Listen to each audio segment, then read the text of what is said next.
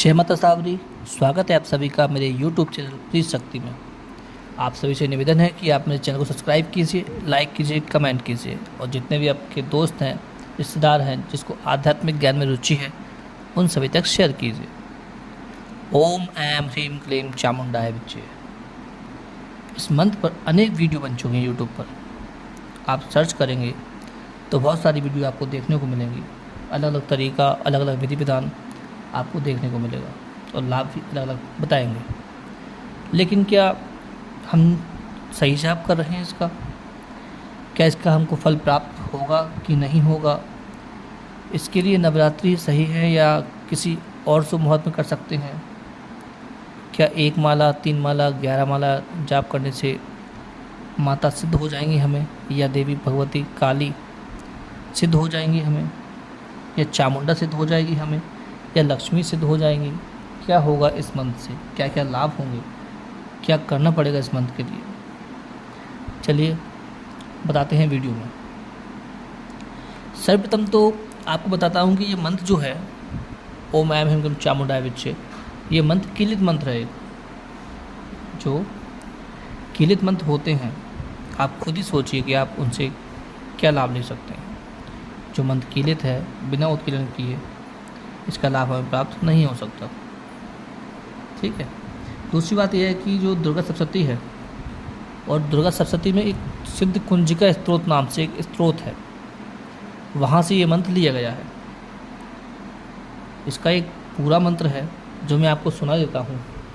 क्या है इसका पूरा मंत्र? ज़्यादातर तो सब मानते हैं कि यहीं तक मंत्र पूर्ण माना जाता है, ओम ऐम ह्रीम क्लीम चामुंडाय विच्चे तक। लेकिन जो दुर्गा सप्तशती में दिया गया है वो मंत्र इस तरह से है। ओम ऐम ह्रीम क्लीम चामुंडाय विच्चे, ओम ग्लौम हुम क्लीम जूम साह, ज्वालय ज्वालय ज्वल ज्वल प्रज्वल प्रज्वल, ऐम ह्रीम क्लीम चामुंडाय विच्चे ज्वल, हम सम लम छम फट स्वाहा। ये सिद्ध कुंजिका स्त्रोत का पूर्ण नवाण मंत्र है। लेकिन यहाँ तक भी, विच्चे तक भी इसको पूर्ण माना जाता है। पर जब तक इसका उत्कीलन आप नहीं करेंगे, इसका जाप करने से आपको कोई लाभ नहीं मिलेगा। हाँ, ये मानते हैं कि माता की कृपा आप पर हो जाएगी, देवी भगवती कृपा आपके ऊपर हो जाएगी, लेकिन आप जो इससे कार्य लेना चाहते हैं, इसकी सिद्धि करना चाहते हैं, तो वो नहीं हो पाएगा। बहुत से यूट्यूबर बोलते हैं कि ये मंत्र सब कुछ देने में सक्षम है, कुछ भी कर सकते हैं आप इस मंत्र से, सब कुछ करने में आप संभव कर सकते हैं इसी मंत्र से। लेकिन मैं भी मानता हूँ कि हाँ, सब कुछ हो सकता है, पर सिद्धि के बाद ही हो सकता है जो भी होगा। पहले आप कुछ भी नहीं कर सकते। आप सोचें अगर कि नवरात्रि में इसका जाप कर लेंगे तो मंत्र सिद्ध हो जाएगा, या कुछ अनुष्ठान कर लेंगे एक आध तो ये सिद्ध हो जाएगा, ऐसे नहीं होता इस मंत्र में। जब तक आप इसके उत्कीलन के साथ इसका जाप नहीं करेंगे तो ये मंत्र आपको सिद्धि प्रदान नहीं करेगा, और ना ही भगवती के दर्शन कराएगा आपको, और ना ही किसी और काम में आएगा। ठीक है। भक्ति मार्ग से आप कर रहे हैं, अच्छी बात है, करिए। लेकिन आप जो प्राप्त करना चाहते हैं वो इससे प्राप्त बिना उत्कीर्ण के नहीं हो पाएगा। ठीक है। दुर्गा सप्तशती में इसका रूप बताया गया है इस मंत्र का, कि ये मंत्र क्या है, क्या नहीं है। ये जो मंत्र है ब्रह्मांड की असीम शक्ति को अपने अंदर समेटे हुए है, क्योंकि एक स्वयं शक्ति है। इसके अंदर ही शक्ति का रूप विराजमान है। दुर्गा सप्तशती में बताया गया है कि जो ये मंत्र है, इसका वर्णन इस तरह से किया गया है कि जो एम है, इसको एंकार के रूप में माता षष्ठी स्वरूपा हैं, और हेम के रूप में षष्ठी पालन करने वाली हैं देवी। क्लीम के रूप में काम रूपनी देवी हैं, तुम्हें नमस्कार है मातेश्वरी। चामुंडा के रूप में आप चंड विनाशनी हैं, जिसने चंड को मारा है, और येकार के रूप में वर देने वाली हैं आप। विच्चे के रूप में आप अभय देने वाली हैं।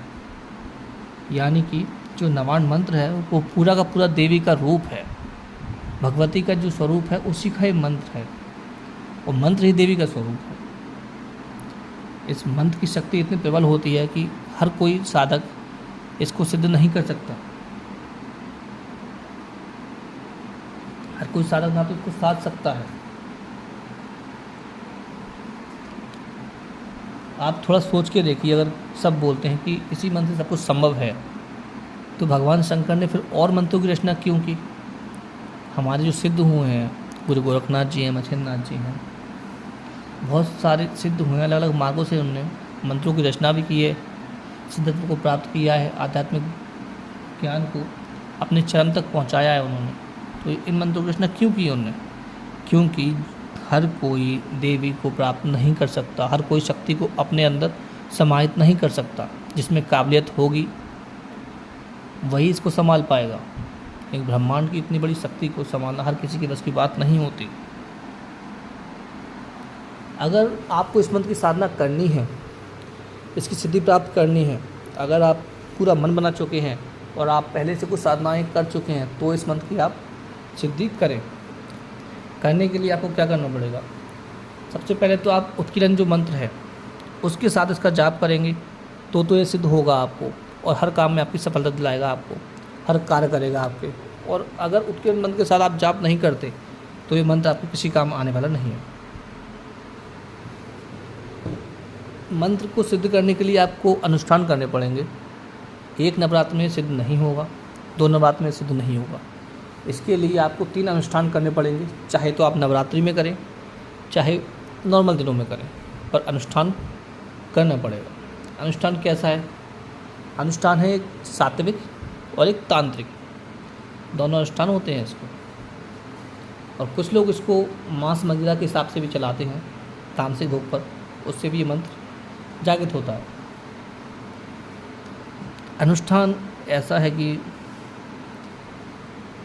कम से कम आपको पहले अनुष्ठान जब आप करेंगे तो पहले अनुष्ठान में आपको 21,000 मंत्र जाप करना पड़ेगा उत्कीर्ण मंत्र के साथ में। दूसरा अनुष्ठान है वो होगा आपका 51,000 का, वो भी होगा उत्कीर्ण मंत्र के साथ में। तीसरा जब अनुष्ठान है वो 1.25 लाख का होगा, 1,25,000 का, वो भी उत्कीर्ण मंत्र के साथ में ही होगा। तब जाके इस मंत्र की पूर्ण सिद्धि आपको प्राप्त होगी।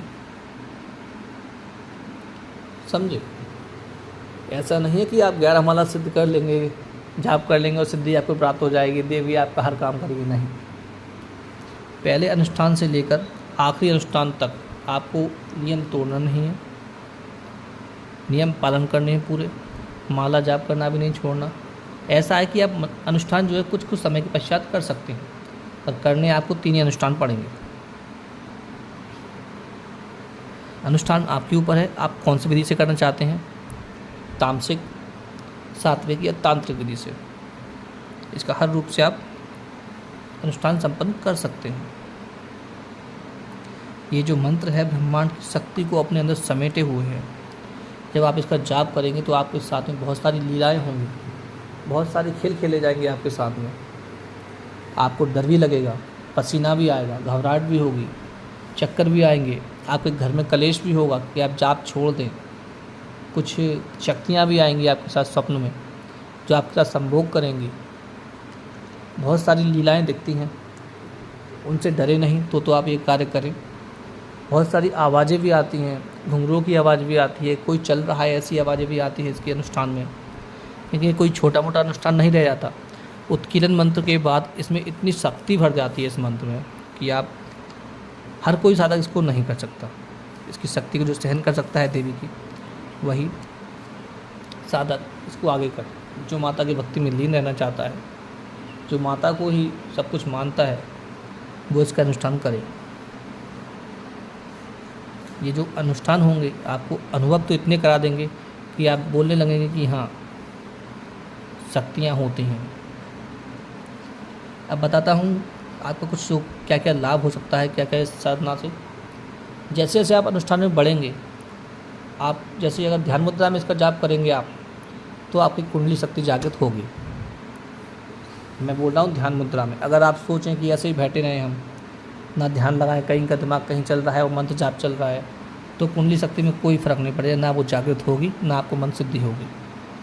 अगर इसका जब आप ध्यान मुद्रा में करते हैं तब जाके आपकी जो कुंडली शक्ति, जो ब्रह्मांड की शक्ति है आपके अंदर ही है, जो कुंडली के रूप में आपके अंदर विराजमान है, जो मूलाधार चक्र से उठकर ऊपर की ओर आती है, उसको कुंडली शक्ति बोला जाता है। जो आपके मूलाधार चक्र में सोई हुई है, वो इस मन से जागृत होने लगती है। और वो जागृत हो जाती है तो आपके सातों चक्र जागृत हो जाते हैं। समझे? देवी मंत्र है, सब कुछ करने में सक्षम है, लेकिन अपने नियम, अपने संयम से रहकर इसका जाप करें आप। आपको ये भविष्य के अनुभव भी कराएगी, भविष्य में क्या होने वाला है पहले से आपको देवी शक्ति से ये पता चल जाएगा जब आप इसकी सिद्धि पर आएंगे। तो इससे आपको भगवती के दर्शन भी होंगे, स्वप्न में भी होंगे, बिंबिसार दर्शन भी होंगे। आपको अनुष्ठान समाप्त होते होते हर काम में आपको सफलता दिलाने लगेगी भगवती। अनुष्ठान खत्म होने के बाद भी आप जो भी कार्य करेंगे उसमें आपको खुद अनुभव होगा कि माता आपके साथ में है, आपके कार्यों को बना रही है देवी। चाहे आप किसी भी क्षेत्र में ज्ञान में रुचि रखते हो, उसका ज्ञान आपको दिलवाएंगे। कैसा भी आपको कार्य हो जो बन रहा हो, उस कार्य को भी बनवाएंगी ये। कुल मिला के ये है कि अगर सिद्धि प्राप्त आपको हो गई, कोई मरीज़ भी आता है तो उसके बारे में भी आपको ये जानकारी अपने आप ही चलचित्र आपके दिमाग में बनने लगेंगे। ऐसे ऐसे कृपा माता की आपके ऊपर होने लगेगी। कोई तांत्रिक अगर आपके ऊपर तंत्र क्रिया भी करेगा तो बहुत कम ही प्रभाव उसका आपके ऊपर पड़ेगा। और जैसे कि आप पहला अनुष्ठान करेंगे उसमें आपको ज़्यादा अनुभव नहीं होंगे, दूसरे अनुष्ठान से आपको तीव्र अनुभव होने लगेंगे, डरावने अनुभव होने लगेंगे। पर आपको डरना नहीं है, डट के अनुष्ठान करते रहना है, अपना मंत्र जाप प्रारंभ करते रहना है। अंतिम समय तक हो सकता है कि आपको कोई नागिन दिखे। जैसे आप सोचिए कि अनुष्ठान कर रहे हैं और आपके आसपास कोई नागिन है, कोई सर्प है, तो आप डरे ना, वो भगवती का ही रूप होता है। बहुत सारे साधक जिन्होंने इसकी साधना की है उन्होंने बताया है कि हमने 1.25 लाख के 3 अनुष्ठान किए हैं और उनको अंतिम समय में एक नागिन के दर्शन हुए हैं, स्वप्न में देवी के दर्शन हुए हैं और साक्षात जो बोलते हैं वो एक नागिन के रूप में ही दर्शन हुए हैं। मैं नहीं बोल रहा कि देवी भगवती नागिन का रूप है, और जो शक्ति है वो इसी रूप में आती है। ठीक है, तो आप सोच समझ के करें साधना। आप अगर सहन कर सकते हैं इनकी शक्ति को, अपने अंदर समाहित कर सकते हैं तो ये अनुष्ठान आप करें। अगर आप सहन नहीं कर सकते हैं तो बिल्कुल ना करें। इसका जो उत्कीलन का मंत्र है, इस मंत्र को मैं स्क्रीन पर लिख के डाल दूँगा, उस मंत्र के साथ में आप इसका जाप करें। कभी भी करें अगर इसकी साधना, तो उसी मंत्र के साथ इसकी साधना करें, आपको लाभ होगा। अगर बिना उसके करते हैं तो आपको लाभ नहीं होगा। जब आपके तीनों अनुष्ठान समाप्त हो जाएंगे तो भगवती की कृपा से आप षटकर्म करने में सक्षम बन जाएंगे। आप मारण, मोहन, विद्वेषण, उच्चाटन, वशीकरण सब कुछ करने में आप सक्षम हो जाएंगे। उसके लिए भी आपको इस तरह से जाप करना पड़ेगा कि आप चाहे तो 11,000 का संकल्प लेकर बैठेंगे। कोई भी कार्य है, अगर कोई बड़ा कार्य है तो आप 21,000 का लेंगे, और बड़ा है तो 51,000 का जाप संकल्प लेकर बैठेंगे कि ये मेरा काम है और ये होना है। आप जैसे भगवती से बोलेंगे, आप जाप करते रहेंगे, जाप करने के अंदर अंदर ही आपका कार्य हो जाएगा। ये समस्याएं आपको बताऊं मैं, अनुष्ठान करते में कुछ समस्याएं ज़्यादा ही आती हैं। अनुष्ठान अगर आप बीच में छोड़ देंगे तो फिर आगे आपको कभी सफल नहीं होंगे आप अनुष्ठान में। इसलिए जब भी करें संयम से, नियम से और बिना डरे और संकल्प के साथ करें कि हाँ मुझे करना है तो करना है। आगे जो अनुष्ठान है इसके इस वीडियो में बता नहीं पा रहा हूँ मैं, वीडियो बहुत लंबा हो रहा है। इसके जो तीनों अनुष्ठान हैं उनके बारे में बताऊँगा मैं, कैसे कैसे अनुष्ठान हैं, सात्विक तरीके से कैसे करना है आपको अनुष्ठान, और तांत्रिक तरीके से कैसे करना है, और जो तांत्रिक तरीका है अनुष्ठान का वो आपको कैसे करना है। सबसे तीव्र जो होता है वो होता है तांत्रिक अनुष्ठान इसका, क्योंकि देवी तंत्र की देवी हैं ये। आप सात्विक करेंगे, माता की कृपा होगी, सभी लाभ आपको मिलेंगे जो इस साधना से होते हैं। आपका ऑरा पावर भी बढ़ जाएगा। और अगर आप तामसिक शक्तियों से करेंगे तब भी आपको वही लाभ प्राप्त होंगे, लेकिन उसमें कृपा जल्दी प्राप्त होती है तामसिक शक्तियों से, और कम जाप में ही देवी प्रसन्न हो जाती है। तांत्रिक अनुष्ठान में आप इस मंत्र की सिद्धि करेंगे तो अनुभव तो आपको विकट होंगे ही, साथ साथ में आप डरावने अनुभव के साथ में जब अंतिम समय आएगा तो बलि भेंट जो होती है वो तंत्र की, वो कुछ अलग वस्तु से दी जाती है। तीनों अनुष्ठान में आपको अगली वीडियो में बताता हूँ। आप सभी से निवेदन है कि आप लोग मेरे चैनल सब्सक्राइब कीजिए। चलिए मिलते हैं अगली वीडियो में। जय माता सावरी।